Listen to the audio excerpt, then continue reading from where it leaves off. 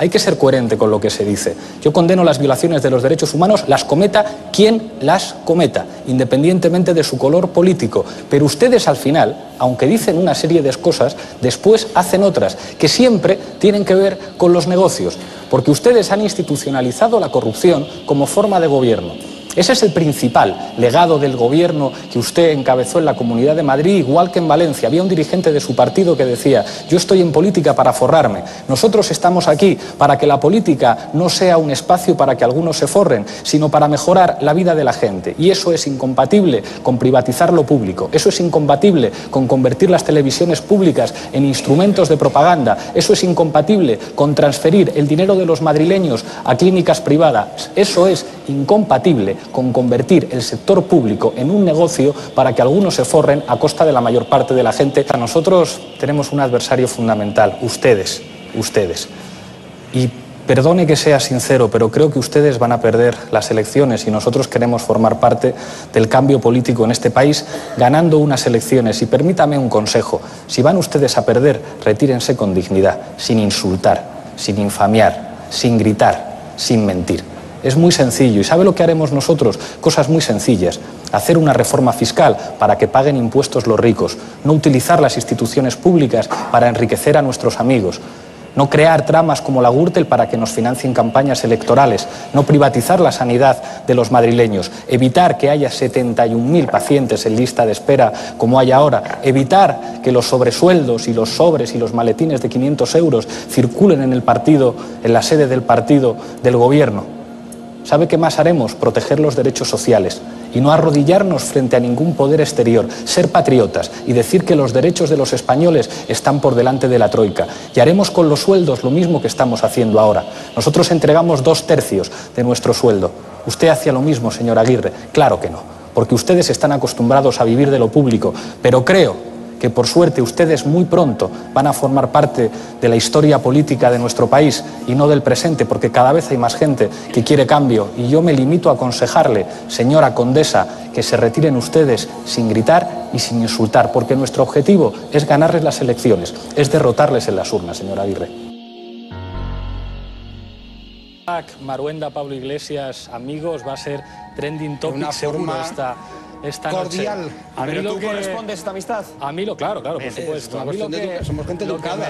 Me sorprende es que algunos que van de demócratas hagan homenajes a la división azul, como la delegada del gobierno en Cataluña, o apoyen guerras ilegales, pero creo que ese no es el debate.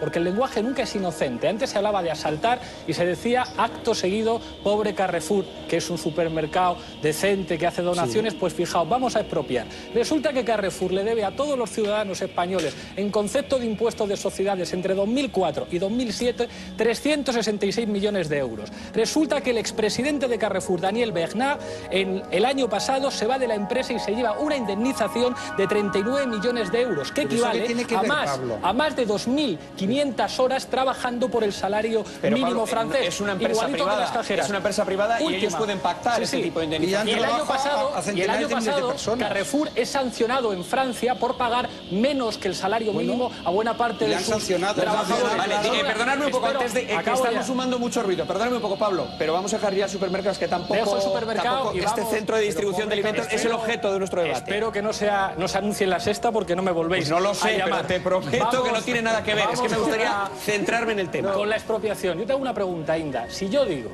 la propiedad privada tiene que estar subordinada siempre al interés social, ¿a ti esto qué te parece?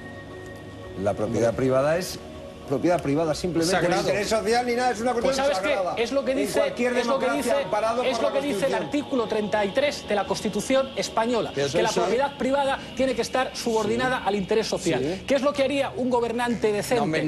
Expropiar. A los bancos que están acabando viviendas les expropiaría y las pondría en alquiler social. A las empresas que defraudan a Hacienda las expropiaría y las pondría bajo el control de cooperativas de trabajadores. Ser demócrata es expropiar, aunque os duela.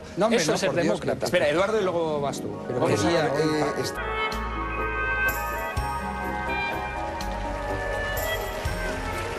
Estamos Estamos en directo, son las 12 menos 10 de la noche, una hora menos en Canarias. Estamos hablando de libertad de prensa, las polémicas declaraciones de Pablo Iglesias, que él mismo tendrá opción de explicarnos enseguida. Nos quedábamos antes de ir a publicidad con una cuestión, una pregunta que le planteaba Andrea Ropero al líder de Podemos. Adelante. Sí, una pregunta a raíz de unas declaraciones que hemos oído, que él decía que el 80% de los medios de comunicación están en poder de dos grandes empresas y que eso no garantiza la libertad de expresión. Yo le preguntaba a Pablo Iglesias cuándo él ha visto que su libertad de expresión no estaba garantizada, en concreto en esta casa. Yo he dicho que mi libertad de expresión siempre ha estado garantizada aquí, pero en última instancia porque esto depende del trabajo de periodistas. Los periodistas trabajan donde hay trabajo, pero que la concentración de la propiedad, déjame acabar, que la concentración de la propiedad de los medios de comunicación supone un riesgo para la libertad de expresión, no lo digo yo, lo dice un informe del Parlamento Europeo del año 2007. Y os leo el origen de las polémicas declaraciones mías. Si el derecho a la información es un derecho democrático, la concentración de la propiedad es incompatible con ese derecho. Si todos los medios de comunicación están en manos de Coca-Cola, pues es difícil que alguien hable de si hay una mosca muerta dentro de una botella o de las condiciones de trabajo de sus empleados. ¿Eso quiere decir que todos los medios tienen que estar bajo el control del gobierno? Claro que no. De lo que hablamos es de algo que nos han enseñado la tradición política norteamericana, check and balance. La libertad, la pluralidad es incompatible con los oligopolios y con los monopolios. Y además es terrible que en un país buena parte de los medios de comunicación sean solo la capacidad de un multimillonario de comprárselos, que hay que ser millonario para tener un periódico, y que buena parte de los medios públicos como Telemadrid o como Canal Nou se conviertan en instrumentos de propaganda del gobierno, o en el caso de Telemadrid, que a mí en estas cosas me parece que el gobierno debería impedir estas cosas, financiara con 2,7 millones de euros al periódico de Eduardo Inda para hacer documentales sobre la teoría de la conspiración del 11M o contra el doctor Montes. Dinero de los madrileños. Yo digo que el sector público tiene que impedir que el dinero de los ciudadanos se utilice para hacer propaganda. Vamos, ya que le has citado, vamos a darle paso. No nos financiaron, como siempre falta la verdad, no nos financiaron, compraron unos documentales y punto, y se hizo el trabajo. Lo que yo no sé si los servicios que tu Centro de Estudios Políticos y Sociales ha prestado a Venezuela se han prestado, tu Filesita, que por cierto, tengo que reconocer... Tienes que parar. Tengo que reconocer... No decir a ver, por favor, te rogaría, en lo posible, si a él le molesta, ya lo hemos oído una vez, no sigas insistiendo ahí. Insisto. La Filesita de Pablo Iglesias... No puede ser en un debate eso. Es decir, yo hablo de un dato de 2,7 millones de euros que pagó Telemadrid al mundo. Filesita no. Adelante. Filesita es un delito. La Filesita de Pablo Iglesias... No me vas a imputar delitos en un programa, Inda, no. Delitos no. Espera, Pablo, vamos a dejarle... Estamos en desacuerdo, un momento, por favor, hemos empezado bien el debate, que no se nos tuerza. Vamos a dejarle, por favor, de Pablo Iglesias... Ya le hemos afeado lo de la Filesita, pero por favor... Ha percibido 3,7 millones de euros y Pablo Iglesias durante varios programas me decía que yo mentía. Mientes, Inda, mientes. Y es verdad, yo mentía. Porque no han percibido la Filesita de Pablo Iglesias 325.000 euros, como yo decía, sino 3,7 millones de euros. Eso en primer lugar. En segundo lugar, yo estoy estupefacto con el ataque y el arranque liberal que le ha entrado a Pablo Iglesias. Yo estoy también a favor de que haya más medios de comunicación, de que no haya oligopolios y que no haya duopolios. Lo que no estoy a favor es de lo que él propuso esta semana, que es el control público de los medios de comunicación. ¿Por qué? Porque el control público de los medios de comunicación es algo que se da en la Cuba de Fidel Castro, lo que desgraciadamente se daba en España con la dictadura franquista, lo que ocurría en Portugal con la dictadura de Salazar, lo que ocurre en Corea del Norte, lo que ocurría en la Unión Soviética, lo que ocurría en la Chile de Pinochet. Yo lo que deseo es que los medios de comunicación sean libres. ¿Por qué? Porque eso garantiza el derecho de los ciudadanos a saber lo que ocurre. Pero si hay control público de los medios de comunicación, no hay libertad de expresión. Y si no hay libertad de expresión, Pablo, no hay democracia. Pablo, por favor. Control público de los medios de comunicación es Alfredo Urdaci. Control público de los medios de comunicación es repartir licencias de televisión digital a tus amigos, como hacía Esperanza Aguirre. Control público de los medios de comunicación es utilizar Canal Nou como un dispositivo de propaganda del PP y luego cerrarla y echar a los trabajadores. Control público de los medios de comunicación es utilizar Telemadrid como el aparato de propaganda del Partido Popular. Lo que yo digo es que las instituciones públicas tienen que garantizar el derecho a la información, porque responden a los ciudadanos. Los ciudadanos ciudadanos tienen derecho a que se les informe de manera veraz. Los periodistas tienen derecho a que ningún millonario les llame por teléfono para imponerles un titular o para decirles sobre qué tienen que escribir y sobre qué no. Y el Estado tiene que garantizar que la información es un derecho, que hay pluralismo, que todos los medios de comunicación no están en manos de los mismos. Lo que no puede ocurrir, como ocurría, por ejemplo, con la señora Mato cuando estaba en el Ministerio de Sanidad, es que toda la publicidad institucional... Es verdad, todavía está, que toda la publicidad institucional fuera a medios de comunicación de la derecha. Eso no puede ocurrir. Cuando es publicidad institucional que se supone que vincula a todos los ciudadanos, tú no puedes utilizar eso para que Libertad Digital o para que La Gaceta o para que La Razón reciban muchos ingresos del Estado, porque es dinero de los ciudadanos. Y yo digo, no se puede consentir que un gobierno convierta en propaganda las televisiones públicas y luego las privatice. No se puede consentir que un gobierno convierta los informativos en un aparato de propaganda. Los trabajadores de Televisión Española han denunciado a Somoano porque ha dado la instrucción de prohibir dar noticias de Podemos. A mí Televisión Española, que es una televisión pública, no me ha llevado a hacerme una entrevista con 1,3 millones de votos. Eso es control democrático. Vamos a continuar. Eduardo, ¿te has aludido? No, yo lo que quiero decir es que breve, por favor, yo estoy de acuerdo con lo que dice de los medios públicos. Es una vergüenza lo que ocurre en Televisión Española, lo que ocurre ahora, lo que ocurría con el PSOE, lo que ocurría en menor medida con la UCD, lo que ocurre en Telemadrid es escandaloso, lo que ocurre también, por cierto, en Canal Nou, lo que ocurre también, por cierto, en TV3, lo que ocurre en Euskal Telebista, en Canal Sur, en todos los medios de comunicación públicos de este país. Yo, siempre lo he dicho, yo por mí cerraría los medios de comunicación públicos si no son, déjame terminar, si no son como es la BBC en Inglaterra. Si no es eso, yo no quiero medios de comunicación públicos porque están siempre al servicio del que gobierna. Y el dinero de los ciudadanos no está para hacer propaganda al señor que gobierna. Y otra cuestión, cuando tú hablas de control de medios de comunicación por parte de los poderes públicos, también te referías a los medios de comunicación privados. Es lo que yo criticaba. Es decir, que hay control público y hay un control férreo de los medios de comunicación públicos por parte del poder de turno. Eso es verdad y es un escándalo. Y ahí estoy de acuerdo contigo. Pero lo que me parece igualmente escandaloso es que tú propongas que se controle desde el poder público los medios de comunicación privado, que lo dijiste. Espera un poco, Pablo, antes de contestar. No lo precisaste. Vamos con Arenales. Yo no sé, Pablo, si antes te había sentido celoso, y permíteme la broma, porque lo que pretendo, soy una persona muy cariñosa y lo único que pretendo es que prefiero que en vez de agresividad que lo que haya es un debate. Y si para eso hace falta tener un gesto de cariño, lo que quiero es que haya debate y que la gente se entere de las distintas posturas que tenemos cada uno. Pero tampoco te voy a llamar a ti corrupto porque hayas asesorado al gobierno de Venezuela. Como parece que has asesorado. Lógicamente, aunque aquí se haya dejado otra cosa. Pero hablando de Venezuela, yo no sé si cuando tú has dicho esto te podría referir, y casi te lo pregunto, a algo parecido como el programa Aló Presidente, el que tenía Chávez, que era un programa de 8 horas donde todo el mundo lo tenía que llamar y decir lo guapo que era y cada día le salían los ojos más azules y todo tenía que ser estupendo. Es decir... No sabía que había programas más largos que el nuestro. Es decir, sí, con absoluta certeza. Creo que los discursos del señor Castillo y del señor Chávez superan la duración de este programa con diferencia. Lo que está claro es que yo siempre digo, tenemos los mismos objetivos.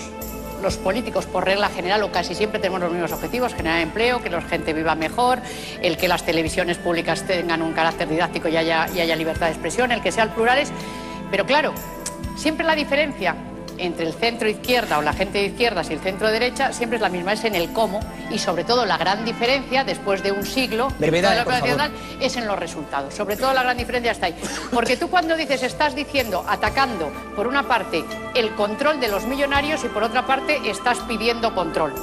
Por una parte, pero después te voy a decir una cosa, al final, en definitiva, es de quien tiene poder, y me da lo mismo de que el poder le haya venido porque tenga mucho dinero o el poder le haya venido porque esté en un sitio donde lo gobierne y lo controle todo, valga eso. Entonces, lo que hay que evitar es la concentración de poder, siempre. Garzón. Esta portada del diario El Mundo, en la que acusa a Pablo Iglesias de ayudar a la red de apoyo a los presos de ETA, ha vuelto a abrir la caja de los truenos. Iglesias, el hombre de Herrira en Madrid. Ese es el titular del periódico. Herrira, según la Guardia Civil, es la heredera de Gestoras por Amnistía y Askatasuna, una organización de apoyo a los presos de ETA. El juez Velasco encabezó en octubre esta operación contra Herrira, detuvo a 18 dirigentes, suspendió además la red y ha bloqueado también todas sus cuentas. Pues bien, en esa documentación incautada por la Guardia Civil aparecía, según El Mundo, el nombre de Pablo Iglesias como su hombre de referencia a la capital. También su teléfono móvil, su email y un documento que, según el mismo periódico, constata que Pablo Iglesias cenó en diciembre de 2012 con miembros de esa organización. Lo pueden todos ustedes leer ahí. Le pidieron, repito, según El Mundo, que apoyara a los presos y él accedió. Hace referencia al periódico a este mensaje grabado en el que Pablo Iglesias saluda a los representantes en un acto de Rira. Vean. Quiero mandaros un saludo desde Madrid, desde el otro Madrid, a todos los asistentes al acto de la Naitasuna de Iruña.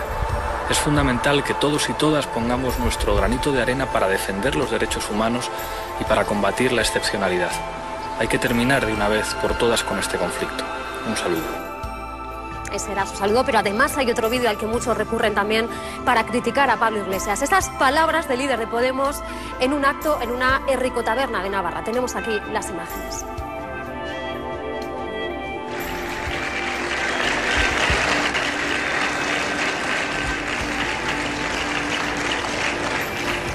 Bueno, esto no era algo que podrán ver todos ustedes en un momento, era un acto en el que Pablo Iglesias participó en Navarra en una Herrico-taberna y por todo eso se le ha criticado mucho. Me dicen que lo tenemos, ahora sí que lo van a ver todos ustedes. Cuando finalmente os vayáis y decidáis como pueblo, os echaremos mucho de menos. La Constitución que se produce en este país no instaura una suerte de reglas del juego democráticas, sino que permitieron la permanencia de una serie de élites económicas y también políticas en los principales mecanismos y dispositivos de poder del Estado español. Me gusta contar esto aquí porque quien se dio cuenta de eso desde el principio fue la izquierda vasca y ETA. Esas que acaban de ver todos ustedes eran las palabras de Pablo Iglesias. Esta de aquí, la portada del Mundo en la que Pablo Iglesias dicen que eres el hombre de Rira en Madrid. Bueno, esta semana he recibido algunos WhatsApps que tengo que decir que me han emocionado. WhatsApp de víctimas de ETA y de guardias civiles que me han dicho: estamos contigo y no vamos a consentir que se utilice nuestro dolor como arma arrojadiza en política, que yo creo que eso es una vergüenza. Se pueden tener opiniones diferentes, pero yo creo que todos estamos por la paz, y utilizar algo tan serio como el dolor de las víctimas del terrorismo para hacer política y para atacar y para mentir, a mí me parece que no es propio de buenos periodistas. Es verdad que yo participé en una reunión junto a representantes de Izquierda Unida y de la Unión de Actores en Madrid el mismo día que RIRA, una asociación legal, se reunía en el Congreso de los Diputados con el Partido Socialista Obrero Español, con Esquerra Republicana de Cataluña y con Izquierda Unida. También se reunió Celia Villalobos con Xavier Miquel Errekondo, diputado de Amaiur. Es que hablar no está mal para buscar la paz. Podremos tener diferencias respecto a los derechos humanos. Yo soy contrario a la doctrina Parot, igual que el Tribunal de Justicia de las Comunidades Europeas, y yo sé que algunos de los que estáis en esta mesa sois favorables a la doctrina Parot. Podremos discutir sobre las medidas de política penitenciaria que son absolutamente fundamentales en este momento, pero de ahí a que se hable acusando a alguien de apología del terrorismo, a mí eso me parece una barbaridad, por respeto en primer lugar a las víctimas. Eduardo Enda. Lo primero que hay que decir es que no son acusaciones, es una información, y una información sobre hechos que ha aprobado la Guardia Civil. Lo que dice la Guardia Civil es que este señor era la referencia, el contacto de RIRA, que es una parte de ETA en Madrid.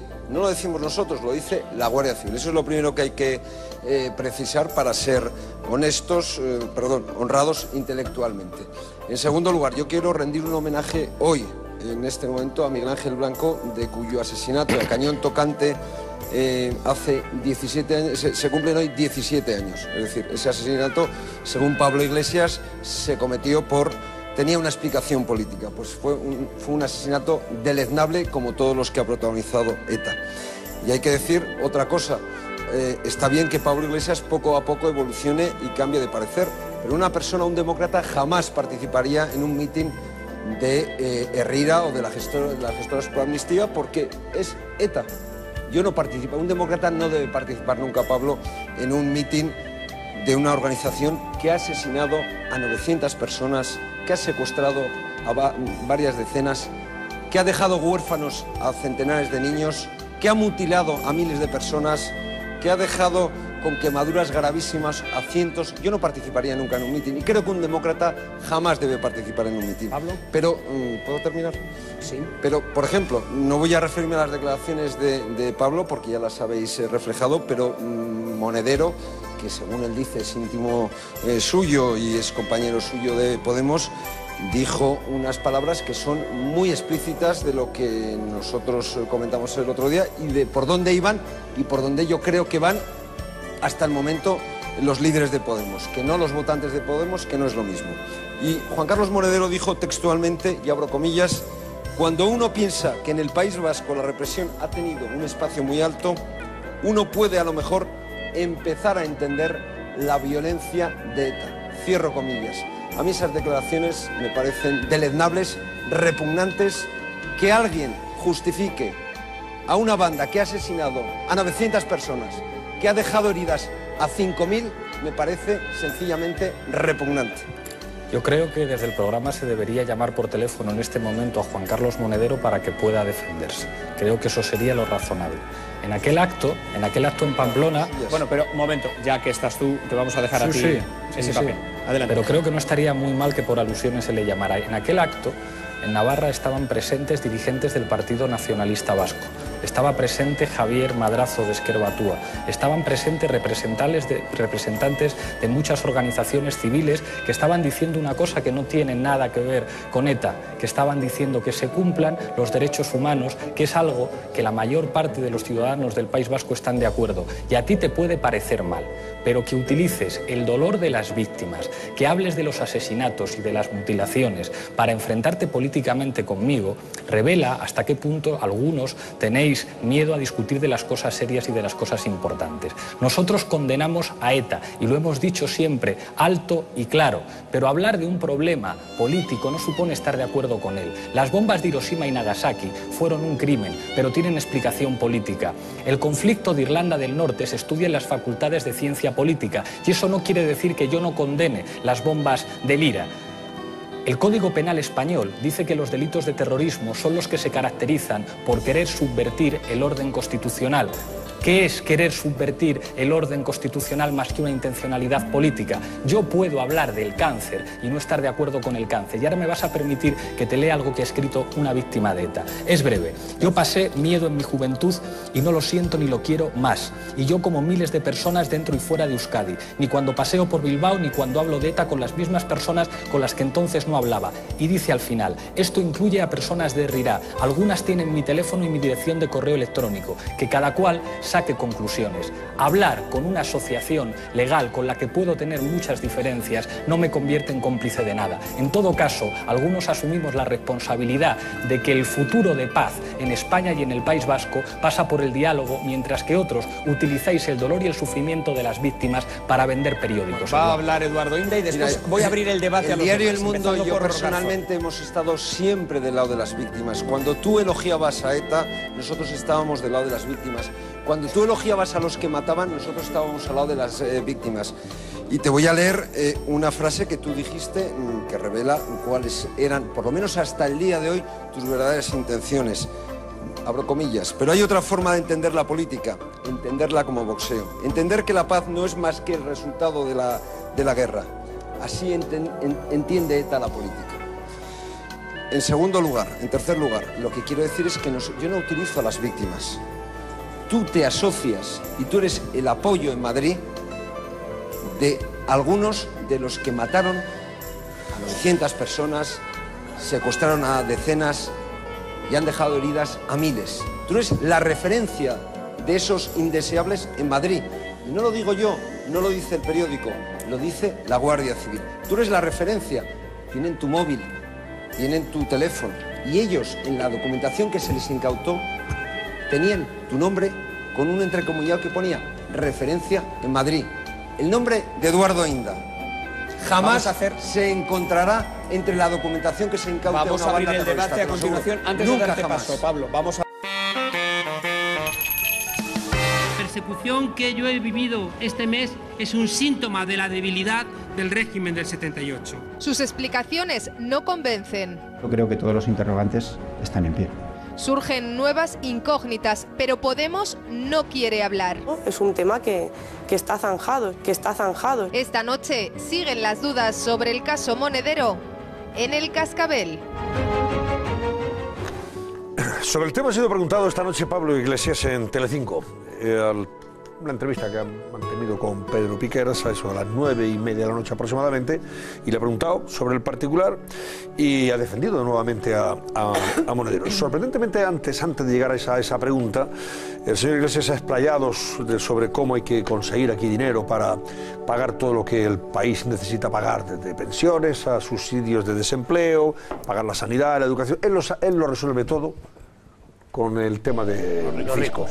Hay que meterle mano a los ricos, que paguen impuestos, y combatiendo el fraude fiscal, aquí se consiguen así, de la noche a la mañana, 90.000 euritos, 90.000 millones de euros, y con eso ya resolvemos el problema. Antonio, yo estaba oyendo y digo, en estos momentos ya hay 10 ricos, 10, 11, 12... Yo, cada segundo un rico decía, prepárate, Iglesias, que por si acaso Milana tú no la vas a tocar. Yo me voy de aquí. Pido 15 segundos por una cosa. Si quieren se van a quedar aquí.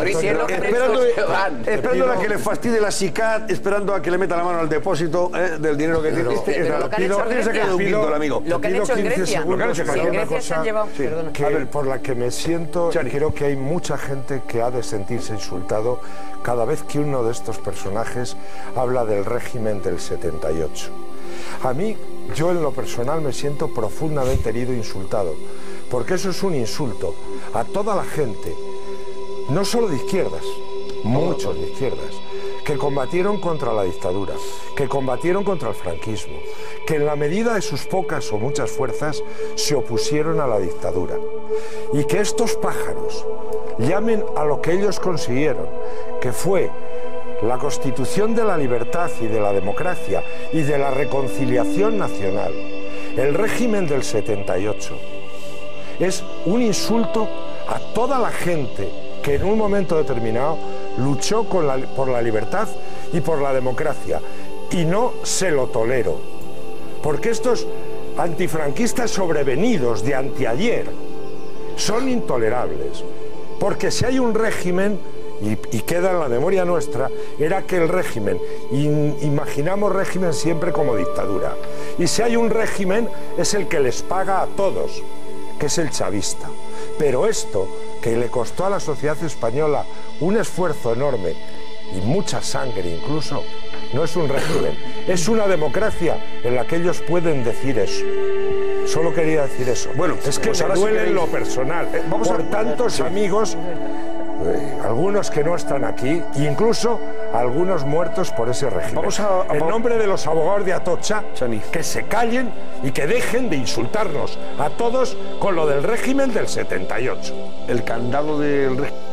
Decimos que hay que hacer una reforma fiscal para que paguen los ricos. ¿Qué es un rico?, preguntaba ese señor. Pues un rico es el que, teniendo que pagar esas grandes compañías del IBEX 35, que según la ley española tendrían que pagar unos impuestos concretos, a través de deducciones y mecanismos de ingeniería financiera no pagan esos impuestos, y eso hace daño a la mayor parte de los ciudadanos, que bien como empeora los servicios sanitarios o los servicios educativos.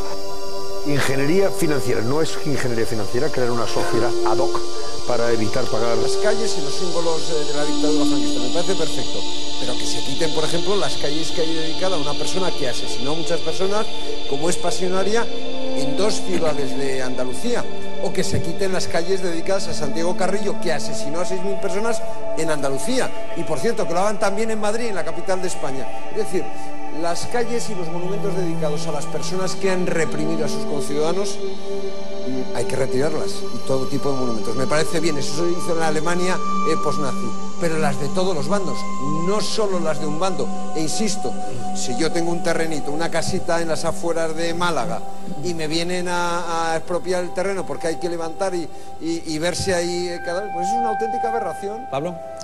La expropiación de terrenos la inauguró el PP en el año 2003 con su famoso trasvase hidrológico, que causó una enorme oposición social. A mí me apena que esto sea una cuestión de debate en un país que se supone que es democrático.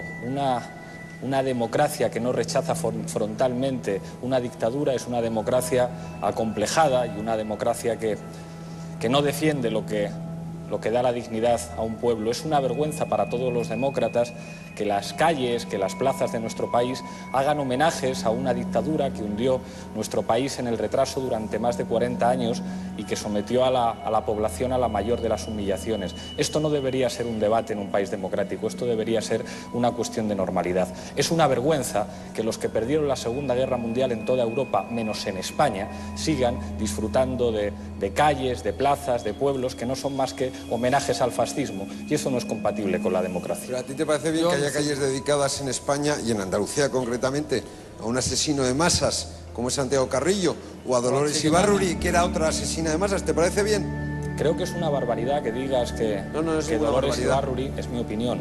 En mi opinión, Dolores Ibarruri ordenó asesinar ¿me dejas hablar? a miles de personas. Vamos a dejar hablar, por favor, a Pablo, que está contestando. Creo que Dolores Ibarruri es un símbolo de la dignidad de este país y que la democracia tiene muchas cosas que agradecerle a personas como Pasionari y como los comunistas españoles que trabajaron para conseguir buena parte de las libertades de las que gozamos todos los ciudadanos en este país. Como ocurre, dejadme acabar, yo no os he interrumpido a vosotros. Por favor, en los países europeos normales, a los héroes de la resistencia, a los antifascistas, se les rinden honores militares y se les homenajean. Y aquí yo no te he interrumpido, Inda, y aquí hemos visto cómo nuestro ministro del Interior y cómo algunos cargos del Partido Popular, a quien hacen homenajes, es a la División Azul que combatió con los nazis en la Segunda Guerra Mundial. Al tiempo que hacen homenajes a la División Azul, llaman nazis a los de la PA o a los que les molestan con los scratches. Es una vergüenza y tiene que ver con el ADN franquista y fascista del gobierno que padecemos en este país. Ojalá tuviéramos una derecha democrática, ojalá tuviéramos una derecha civilizada, ojalá en este país los que ganaron la guerra supieran hacer cuentas con su pasado y ser demócratas. Vamos con, por favor, calma, vamos a ir en orden. ¿Cómo se puede decir un gobierno fascista y quedarse tan contento? Vamos a ver, un gobierno que lo han votado 11 millones de españoles no se le puede llamar fascista. Y quien lo llama es evidentemente un descerebrado. Aparte de faltar el respeto a 11 millones de españoles. Así, descalificar a 11 millones de españoles llamando al gobierno fascista. Un gobierno que ha salido de las urnas. Vamos a también con mayoría absoluta. Apuntamos. Se descalifica al gobierno y a todos los votantes que han apoyado a ese gobierno. A ver, Eduardo Inda también quería apuntar algo, luego contesta Pablo. El hacer eso en un medio de comunicación público de grandes masas, como es este, me parece increíble. Eduardo. Vamos a ver, Pasionaria, tú dices que era una santa, pues bien, concedamos que era una santa. Santiago Carrillo asesinó a 6.000 personas en Paracollos, ordenó asesinar. ¿A ti te parece bien que tenga calles y haya monumentos dedicados a este asesino por toda España? ¿Te parece bien? Eso es un asesino de masas. En segundo lugar, hombre, que hables tú de fascismo cuando tu organización a la que tú perteneces, ya te lo dije un día y te lo repito, percibe una subvención de 320.000 euros anuales de una dictadura como la venezolana, manchada de sangre, de la sangre de su propio pueblo, de sus ciudadanos a los que están asesinando en las calles, pues yo creo que te deslegitima para llamar a nadie fascista o cualquier otra consideración. Pablo.